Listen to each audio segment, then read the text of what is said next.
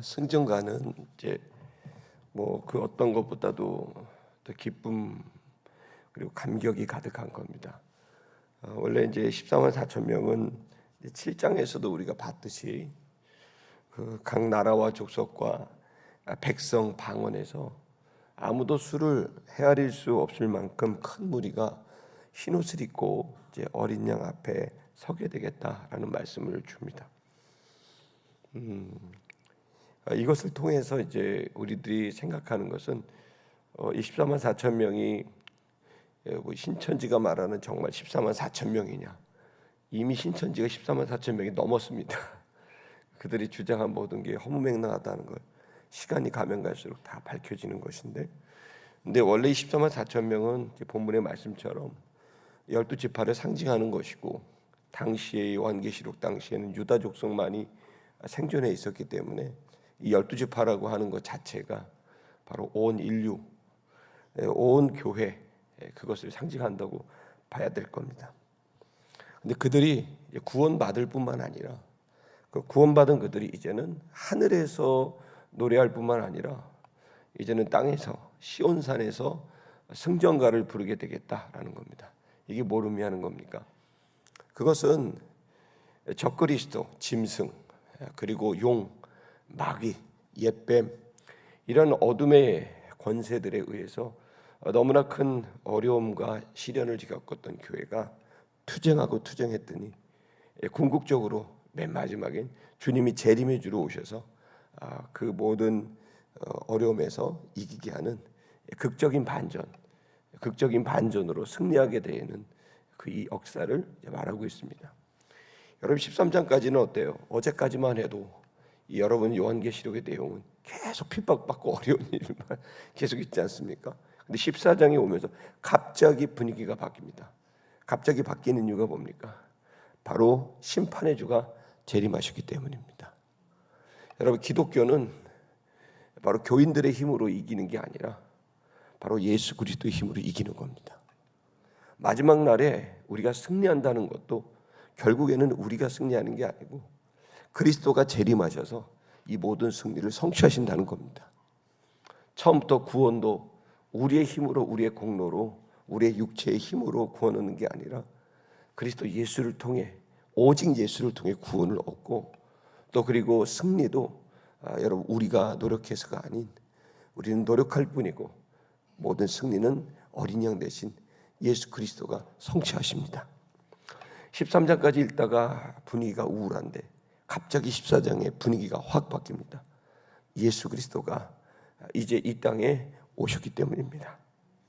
이 말씀을 통해 저와 여러분은 14만 4천, 그것은 바로 구원받은 성도들인데요. 이 구원받은 성도들의 승리를 여러분 이 시간에 좀 보면서 여러분 우울하고 또 우리 마음이 힘겨울 수 있는 현실에서 승전가를 부를 수 있는 믿음의 용기가 있기를 주의 이름으로 축복합니다. 우리 한번 1절의 말씀을 다 같이 읽어보도록 하겠습니다. 다 같이 1절 읽겠습니다. 시작. 내가 보니 보라 어린 양이 시온산에 섰고 그와 함께 14만 4천이 서 있는데 그들의 이마에는 어린 양의 이름과 그 아버지의 이름을 쓴 것이 있더라. 되어 있죠. 적그리스도가 온 세상을 지배합니다. 정치, 경제, 종교까지 지배를 하죠. 그리고 그 이마에 666을 그 오른쪽 손목에 666을 베끼고 바로 본인이 만들어 놓은 사상, 본인이 만들어 놓은 문화를 자랑하듯이 그러한 힘을 발휘하게 됩니다. 그 내용만 13장까지만 보면 마음이 너무나 크고 어렵게 좀 우울해지는데요. 그러나 이 본문의 말씀처럼 내가 보니 와 봐라 이두, 그래서 이제 헬라 말로는 이두인데요. 이게 어떤 거냐면 감탄사입니다. 와 이런 겁니다. 지금까지 막 너무 13장까지는 힘들었는데 와 봐라 어린 양이 시온산에 섰다. 이렇게 하는 표현입니다. 제가 잘 표현했나요? 그 14만 4천이 그리고 어린 양이 섰고 그 옆에 보니까 14만 4천이 서 있더라. 다시 말하자면 14만 4천은 숫자를 말하는 게 아니라 구원받은 자의 수를 헤아릴 수 없는 만수라고 말합니다. 구원받은 자의 숫자가 꽉 채워진 그 구원이 완성이 된 바로 그들이 서 있다. 그리고 그들을 보니까 그 이마에는 어린 양의 이름, 바로 예수, 구원, 그리고 아버지의 이름 여호와. 여러분, 여호와 구원하다입니다. 그것이 비동사로 그냥 있을 때는 존재한다. 그래서 여호와는 존재하는 것입니다. 모든 존재의 근원적 존재, 모든 존재를 존재하게 한 그 근원적 존재. 그래서 나는 존재하는다. 나는 있는 자다. 근데 그것이 목적격을 가지게 되면 근원 존재한다가 아니라 뭐라요? 구원하다가 됩니다. 여호수와 예수와 똑같은 말입니다. 결국 예수도 구원하다입니다. 다시 말하면 이 본문의 말씀을 통해서 우리가 알 수 있는 것은 구원하셨다는 겁니다. 예수가 우리를 구원하셨습니다. 그 이마에 그 구원의 계획이 이제 완성된 자들, 그들이 가득 차서 그 시온산에 모이게 된 거죠. 여기서 여러분 시온산 그러면 어떻게 되겠어요? 시혼 그러면은 여러분 이사야 24장 23절 한번 볼까요? 시온 이사야 24장 23절 읽겠습니다. 시작. 그때에 달이 수치를 당하고 해가 부끄러워하리니 이는 만군의 여호와께서 시온산과 예루살렘에서 왕이 되시고 그 장로들 앞에서 영광을 받아내실 것이라. 이렇게 되어 있습니다. 이것은 시온산에서 여호와께서 시온산과 예루살렘에서 왕이 되시고 이렇게 됐습니다. 그러니까 예언되어 거예요. 이사야서에 어디서 왕이 됩니까? 시온산과 예루살렘에서. 그럼 예루살렘은 아시잖아요. 시온은 어디죠? 시온은 예루살렘 근처에 있는 팔레스타인 지역 전체를 시온이라고 부릅니다. 그래서 이 시온은 지온이라고 이제 흔히 말해서 말을 하죠. 이 시온에서 바로 왕이 주님이 진짜 왕이 되시겠다라는 예언이 나와 있는 거죠. 그리고 이 예언은 여러분이 읽으신 요한계시록 14장에서 실현되게 되는 겁니다. 그래서 여러분 우리들은 이제 유대인들을 뭐라 해요? 시오니즘이라고 해서 시온주의자. 왜 그래요? 이 조그만 800만 명밖에 되지 않은 이스라엘 백성이 여러분 거기에 온 인류의 왕이 오실 것이다. 세상의 중심은 예루살렘이다. 이렇게 공언하는 말도 되지 않는 800만 명이면 서울 시민만큼밖에 되지 않는 그러한 자들인데 여러분 그들이 바로 이 예루살렘이라는 조그마한 예루살렘 반나절이면 한 바퀴 돕니다. 얼마나 작은 도시인지 몰라요. 그 조그마한 그 돌로 된 성 거기에 온 지구촌에 왕이 올 것이라고 믿는 건 이거 정말 황당한 얘기처럼 들리지만 놀랍죠. 실제로 지금도 그 조그마한 예루살렘이 온 세상의 중심입니다. 여러분 거기에 미국 대통령이 지금 계획을 갖고 있고 이슬람 모든 지역들이 또 계획을 갖고 있고 거기에 모든 세상이 다 관심을 기울이고 있는 거기서 일촉즉발 뭐 하나 터지면 온 세상은 불바다가 되는 겁니다. 여러분 말도 되지 않는 이 조그만한 이 용산보다도 작은 이 조그만한 예루살렘 그 산 시온에 여러분 온 세상의 집중이 수천 년 동안 되고 있다는 게 말이 됩니까? 그 산이 뭐 어떤 산입니까? 여러분이 있는 남산 비교도 안 되게 황량한 산입니다. 여러분 그 황량한 그 산에서 어떻게 이렇게 온 인류의 구원이 왔다 갔다 할 수 있는 여러분 그 중심적인 땅이 됐을까? 이것은 너무 놀랍게도 예언이 되어 있는 거죠. 이 산에서 그렇게 될 거다. 그 시작이 어디서 나옵니까? 바로 아브라함이 자기 아들 독자를 제물로 죽이려고 했을 바로 그 땅이 바로 예루살렘입니다. 여러분 그 땅에서 아브라함이 하나님을 위해 자기 아들을 죽이려고 했던 그 땅에서 바로 하나님이 이 땅의 백성들을 위해서 자기 아들을 죽이신 일이 벌어진 겁니다. 거기가 바로 시온산이고 거기가 바로 예루살렘이고 거기가 바로 골고다입니다. 여러분 여기에 여러분 초림으로 오신 그분은 그곳에서 죽으셨습니다. 처참하게 모함을 받고 배신을 받고 고문을 받고 죽임을 당했습니다.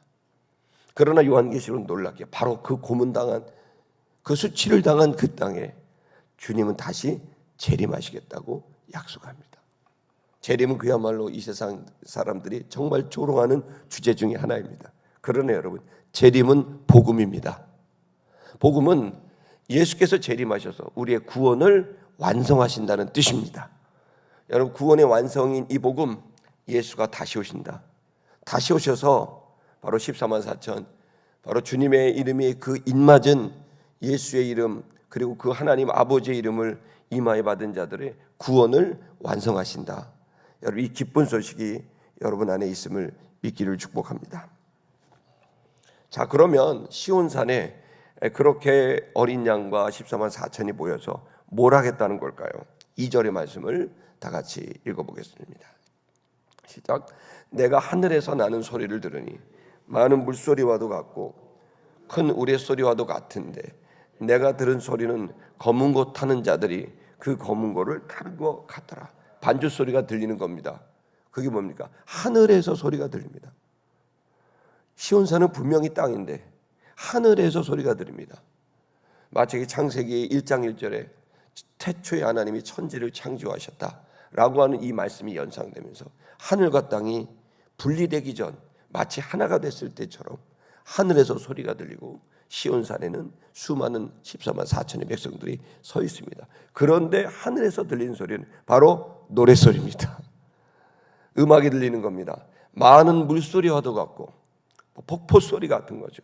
큰 우레소리와 번개 소리 같은 소리가 하늘에서 들린다는 겁니다. 근데 자세히 들으니까 그것은 음악입니다. 검은 고 타는 자들이 그 검은 고를 타는 것 같더라. 하늘에서 여러분 음악이 들리는 거죠. 자, 반주가 일어났습니다. 마치 성가대에서 피아노 반주자가, 올긴 반주자가, 오케스트라가 반주를 전주를 할 때 여러분 거기에 합창단은 누굽니까? 14만 4천 명입니다. 3절의 말씀을 읽어보겠습니다. 3절의 말씀 시작. 그들이 보좌 앞에 내 생물과 장로들 앞에서 새 노래를 부르니 땅에서 속량함을 받은 14만 4천 밖에는 능히 이 노래를 배울 자가 없더라. 이 노래를 알고 있는 여러분, 우리 주일날에 칸타타 했는데 여러분 뭐 거기에서 찬양하시는 분들 전부 외우고 노래를 하잖아요. 여러분, 그러니까 칸타타가 멋있잖아요. 악보도 안 들고. 올해는 참 너무 연습들을 많이 하신 것 같아요. 악보도 안 들고 이렇게 앞을 보면서 지휘자 보면서 찬양하는데 얼마나 은혜로운지 모릅니다. 그 노래를 알고 있는 거죠. 그 노래를 알고 있는 거예요. 자, 14만 4천은 이 구원이 얼마나 귀한 것인지 이 구원의 내용을 알고 있는 거죠. 그리고 어둠의 영들이 얼마나 이 구원을 빼앗아 가려고 했는지도 알고 있는 거죠. 그러나 주님이 그것을 긍휼히 여기셔서 구원을 완성하러 오시는 이 구원의 내용을 정확하게 알고 있던 겁니다. 성도 여러분, 저와 여러분들은 14만 4천인 줄 믿습니다. 우리가 믿음을 지키고 우리가 성결을 지키고 거룩을 지키고 가고 있는 것은 투쟁입니다. 나와의 싸움이고 나의 옛자와의 싸움입니다. 그러나 여러분, 그 싸움은 곧 주 예수 그리스도를 통해서 내가 예수의 사람이 됐으니 그리스도인이 됐으니 이제 나는 그리스도에게 속한 자이니 나는 하나님과 화해한 자이니 내가 하나님을 따라 살아가야 되겠다. 세상이 두 쪽 나도 나는 주님을 따라갈 거다. 여러분, 그러한 결단과 각오가 결국 여러분 이 노래를 알게 하는 거죠. 여러분, 슬픔을 겪어본 사람이 슬픈 노래를 부르면 그 노래는 여러분 얼마나 감동적인지 모릅니다. 연애에 실패해본 사람이 연애에 실패한 노래를 부르면 정말 그 연애에 실패했을 때 그 감동이 밀려오는 것처럼 여러분 진리를 위해 핍박을 받은 사람이 여러분 이 구원을 노래하면 얼마나 감동적일지 기대가 되십니까? 여러분, 그래서 신앙생활은 고난과 어려움을 뚫고 해나가는 것인데 이것은 훗날 여러분의 고난과 어려움을 뚫고 나오는 감격스러운 눈물이 그 속에 감동이 담겨져 있는 노래가 그 승전가가 저와 여러분 앞에 있음을 믿기를 축복합니다. 요한계시록 7장 4절의 말씀을 한번 보겠습니다. 읽겠습니다. 시작. 내가 인침을 받은 자의 수를 들으니 이스라엘 자손의 각 지파 중에서 인침받은 자들이 14만 4천이니 했습니다. 이 혹독한 핍박 속에서 그 머리에 인침을 받았다는 거예요. 성도 여러분, 저와 여러분의 이마에 예수 그리스도, 여러분 그 도장이 여러분에게 찍혀 있습니까? 아멘입니까? 예, 여러분의 이마에 예수 그리스도, 그분의 이름이 구원받았다, 난 구원받았다, 여러분 이 보이지 않는 이 거룩한 도장, 이 도장 여러분 이마에 찍혀 있습니다. 그러니 여러분, 내가 아무리 주를 부인해도 부인할 수 없습니다. 여러분 이마에 도장 찍혔습니다. 다시 돌아갈 수 없는 강을 건너왔습니다. 이제 여러분 빼도 박도 못하고 그리스도인이 되었고, 여러분에게는 바로 어린 양의 그 이름이 씌어져 있기에 여러분 이제 돌아가지 않아도 됩니다. 앞만 보고 가면 마지막 죽음의 문턱을 넘고 천국의 문턱에 들어설 때 여러분이 이마에 예수의 이름은 빛나게 될 줄로 믿습니다.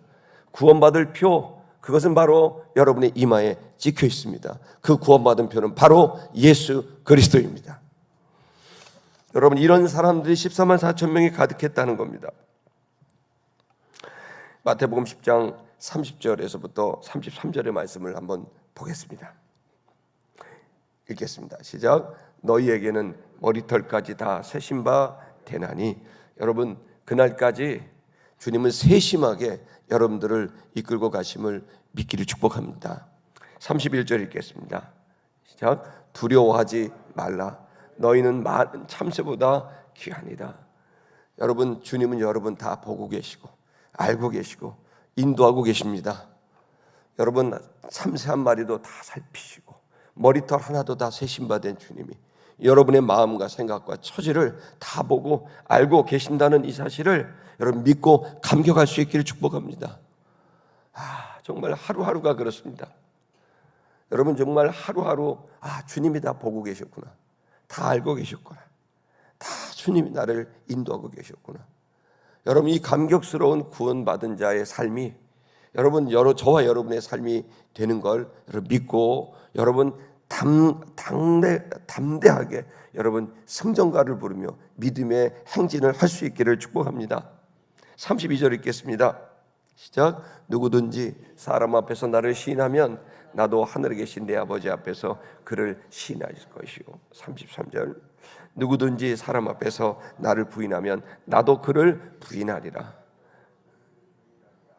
여러분, 이제 우리는 우리의 삶은 이마에 예수 그리스도의 표를 받은 자입니다.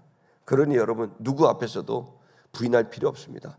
인정하면 여러분 마지막 날에 주님이 여러분들을 다 인정하게 되리라 믿습니다.